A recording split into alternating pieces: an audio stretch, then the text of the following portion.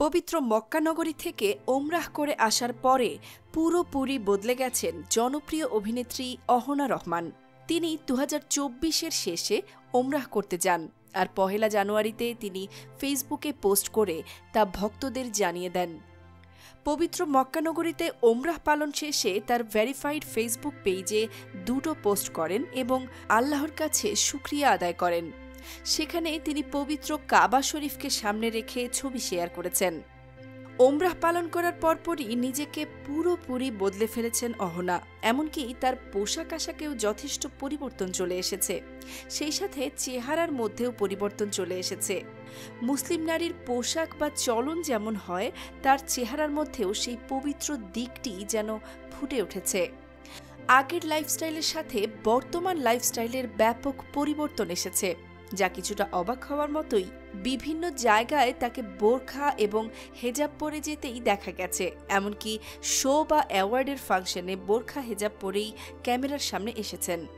তিনি তার এক সাক্ষাৎকারে বলেন, আমাকে বারবার রিকোয়েস্ট করায় আমি এই শোতে এসেছি, তা না হলে কখনো আসতাম না। মডেলিং দিয়ে তার বিনোদন জগতে পদযাত্রা শুরু হয়। এরপর ছোট পর্দায় নাটক করে বিনোদন দিয়েছেন দর্শকদের। এক পর্যায়ে জনপ্রিয় অভিনেত্রী হয়ে ওঠেন। ২০০৭ সালে বাংলা নাটকে তার আত্মপ্রকাশ ঘটে। বেশ কিছু জনপ্রিয় নাটক করেছেন তিনি।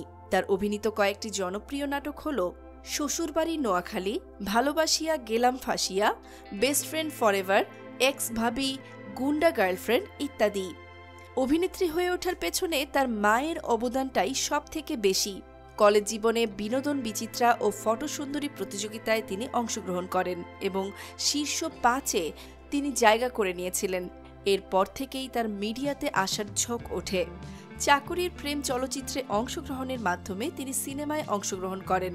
২০১১ সালের শেষের দিকে রাহিল মান্নান লেনিন নামের এক ব্যবসায়ীর সাথে অহনার বিয়ে হয়েছিল, কিন্তু ১ বছরের মাথায় তাদের বিচ্ছেদ ঘটে। অহনা রহমান ১৯৮৭ সালের ৪ এপ্রিল বরিশালে জন্মগ্রহণ করেন। মিরপুর গার্লস হাই স্কুল থেকে মাধ্যমিক পাশ করেন, তারপর ঢাকা কমার্স কলেজ থেকে উচ্চ মাধ্যমিক পাশ করেন। এরপর বিবিএ শেষ করেন। বর্তমানে অভিনেত্রী সামনে আর কাজ করবেন কিনা তা জানা যায়নি, তবে অভিনয় জগতে তার জনপ্রিয়তা অনেক বেশি। তিনি তার সৌন্দর্য ও অভিনয় দিয়ে